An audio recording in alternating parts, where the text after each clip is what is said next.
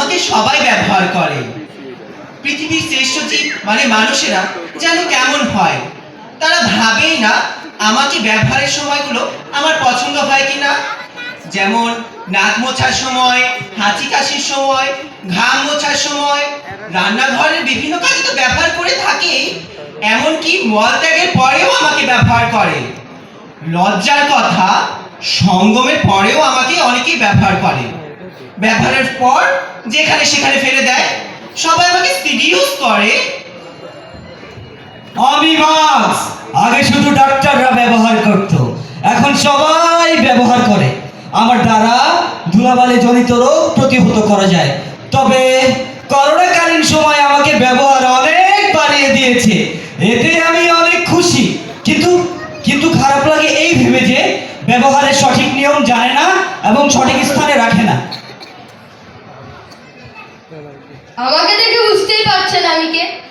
সবাই আমাকে চেটে পুটে খায়। আমার প্রশ্ন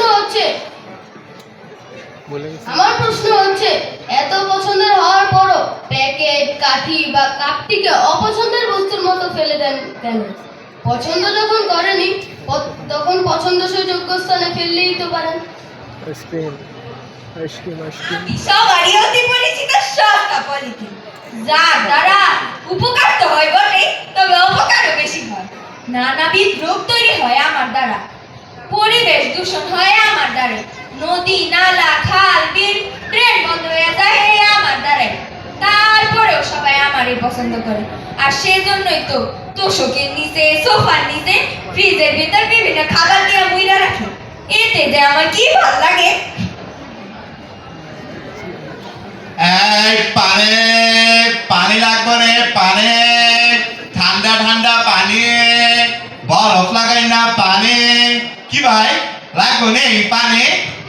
পৃথিবীর প্রায় সকল জীবের জীবন ধারণের জন্য পানি কিন্তু একটু অত্যাবশ্যক পদার্থ। আমরা বিভিন্ন জায়গা থেকে পানি আহরণ করে থাকি। এমনকি আপনারা অনেকে জেনে বিস্মিত হলেও হতে পারেন যে ফলের রস থেকেও কিন্তু পানির চাহিদা পূরণ হয়। কিন্তু তৃষ্ণা মেটাবার পর এই পানির বোতল, জুসের বোতল কিংবা প্যাকেট যেখানে সেখানে ফেলা হয়, আর দোষ হয় আমরাই নাকি পরিবেশ দূষণ করি। শুনছেন বাজার কাঁদতেছে, একটু পর আবার আমাকে কিনা নিয়ে যাইবো। বড়রা কিন্তু জানে চিপস খাওয়া ভালো না, আর বড় বাচ্চাগুলো আবদার করে আর বড়রা কিনা দেয়।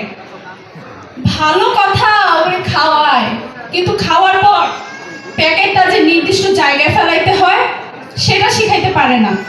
এটা যে শুধু আমার সাথে হয় তা কিন্তু না, যে কোনো ধরনের প্যাকেট মানুষ খাওয়ার পর যেখানে সেখানে ফেলায় চলে যায়।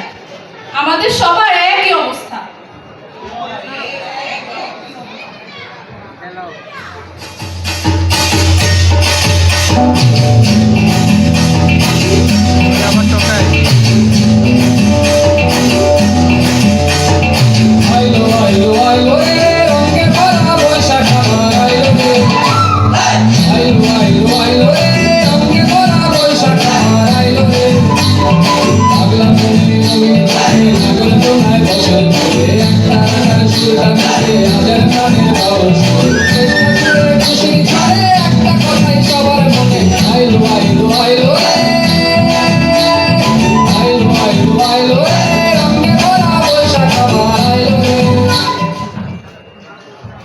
ওই আমগো দ্বারা কি এই পহেলা বৈশাখে নোংরা হয়?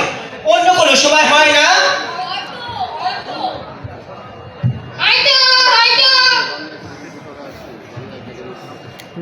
এই যে বাংলা একাডেমি প্রাঙ্গণে যে সাংস্কৃতিক অনুষ্ঠান হইতেছে, আবার ওইদিকে সরকার উদ্যানে অমর একুশে বইমেলা হইতেছে, এখানে কত মানুষ আইসা সেখানে সেখানে ময়লা আবর্জনা ফেলে পরিবেশটারে নোংরা করতেছে।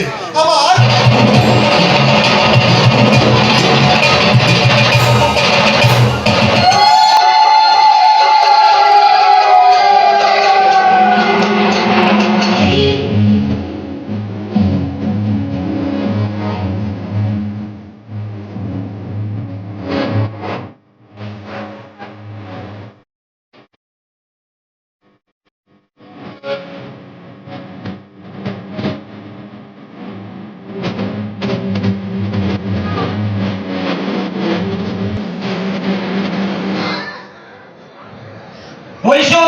আমরা যে শুধু পূজার কথাই বললাম, দেখিস অন্য ধর্মের মানুষরা আবার যেন মন খারাপ না করে। করতেই পারে, পরিবেশ করে কিন্তু ঈদের সময় হয়। হ্যাঁ, ঈদের সময় হয়, ঈদের সময় হয়।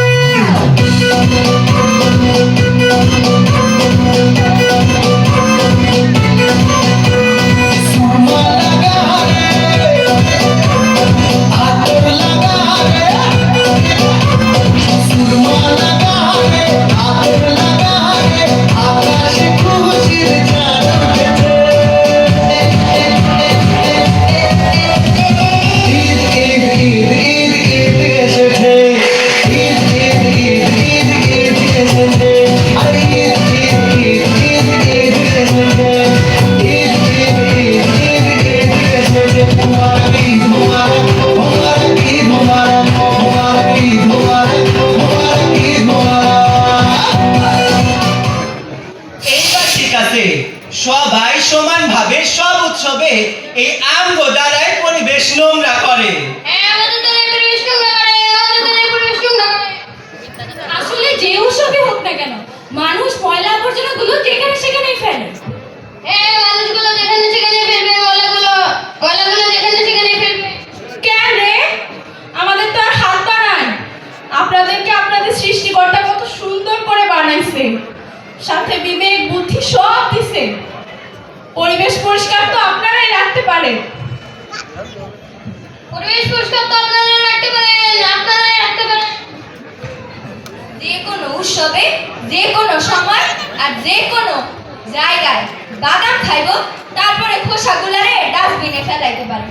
তা না কইরা যেখানে সেখানে ফেলায় ময়লা করে, আবার পাড়ায় পাড়ায় মারে আমাদেরকে পুটুস পুটুস হাসনের লিগা।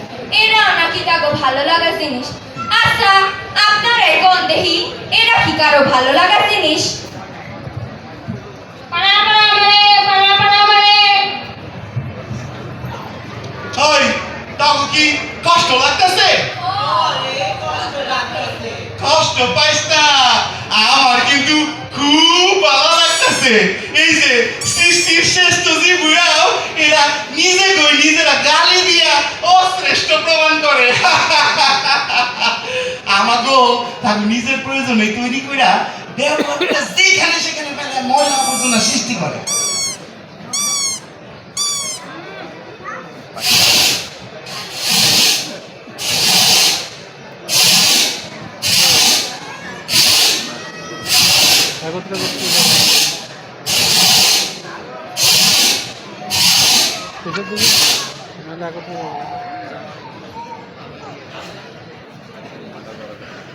ওই ময়লাগুলা তুল। হাই রে মানুষ, মেথরে চাকরি করে দেখা আমাকে মানুষই মনে করে না। যে কোনো জিনিস রাস্তায় ফেলাই আছে, এমনকি যেখানে সেখানে পচরা পায়খানা কইরা পরিবেশটা দূষণ করে রাখে। ছোট ছোট কাজ তো করে, সাথে বড় বড় কাজ করে পরিবেশ দূষণ করে, যেমন থুতু, সর্দি, কাশি। বুঝি না মানুষ কি বুঝে না এইসব দ্বারা যে নানাবিধ রোগ ছড়ায়, সাথে পরিবেশও দূষণ করে, তবুও মানুষের হুঁশ হয় না। বাবা গো বাবা, এই জাতি কিচ্ছু শিখবো না। ভাই ময়লা তুলানো শেষ, চলেন জায়গা। জায়গা পরে আবার আপনাদের মতো এই শিক্ষিত মানুষগুলা কইব, ওই তুই অত ছোট মুখে বড় কথা কস কেন? আচ্ছা, আপনারাই কোন তো দেখি, মুখ আবার ছোট বড় হয় কেমনে? সৃষ্টিকর্তা তো সবাই সমান মুখ দিয়ে বানাইছে। তবে শিক্ষা, যোগ্যতা, পদবি এইসব দিয়া হয়। এই জন্যই হয়তো কয় আমগো মুখ ছোট। চল আজ এটা কথা কই আল্লাহ আপনি।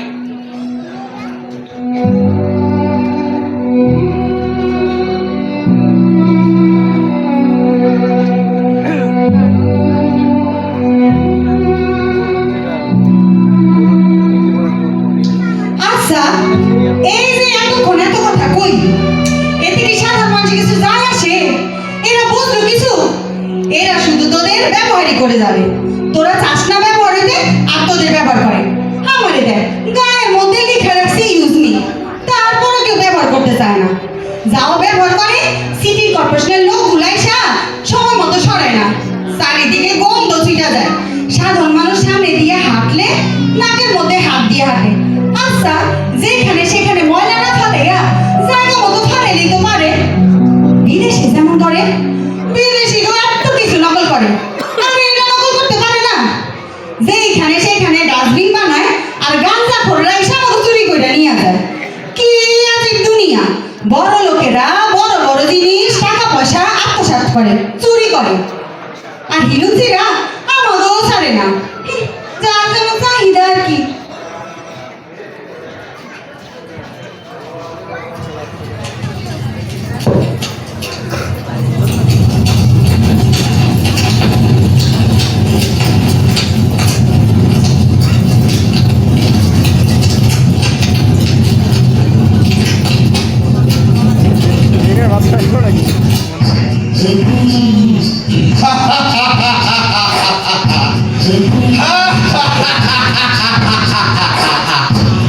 আমি বিষাক্ত কালো ধোঁয়া, এই যত সব ময়লা আবর্জনা পুড়িয়ে ছারখার হলো, তার থেকে আমার উৎপত্তি হলো।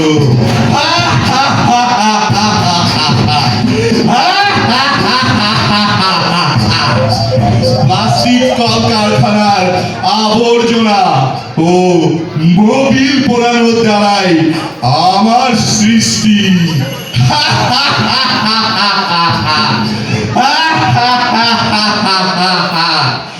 আমি হলাম শ্রেষ্ঠতম দূষণ প্রক্রিয়া।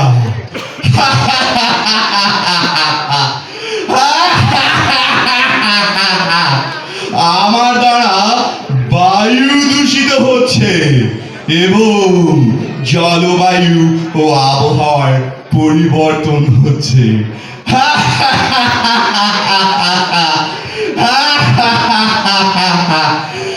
আমার দ্বারাই ধোঁয়াশা, এসিড বৃষ্টি এবং স্বাস্থ্যের ওপর নানা রকম ক্ষতিকারক প্রভাব সৃষ্টি হচ্ছে।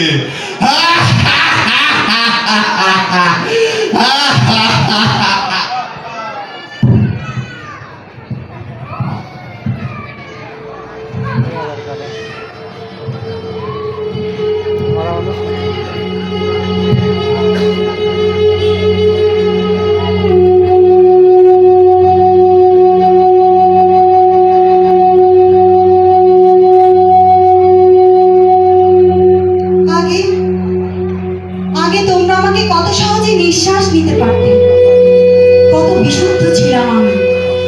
আমি ছিলাম পরিষ্কার সজীব, কিন্তু কিন্তু এখন সব বদলে গেছে। চারিদিকে তাকালেই carbon monoxide, sulphur dioxide, methane gas, এইসব বিষাক্ত গ্যাসগুলো আমার সাথে মিশে গেছে। আমি আর মুক্তভাবে বইতে পারি না। প্রতিদিন গাড়ি আর কলকারখানা থেকে কত রকম বিষ ঢুকে যায় আমার মধ্যে। আমি চেষ্টা করি পরিষ্কার থাকতে, নিঃশ্বাসের জন্য নির্মল থাকতে, কিন্তু এত দূষণের মাঝে তার সম্ভব হয়ে ওঠে না। যে ধোঁয়াশা তুমি দেখছো, সেটি আমার কাছে বোঝা হয়ে দাঁড়াচ্ছে। সবচেয়ে কষ্ট কি জানো? এসব ক্ষতির জন্য শুধু আমরা নিজেরা না, এই পৃথিবীটাও ক্ষতিগ্রস্ত হচ্ছে। সব কিছু ফুরিয়ে যাওয়ার আগে তোমরা কিছু করো প্লিজ।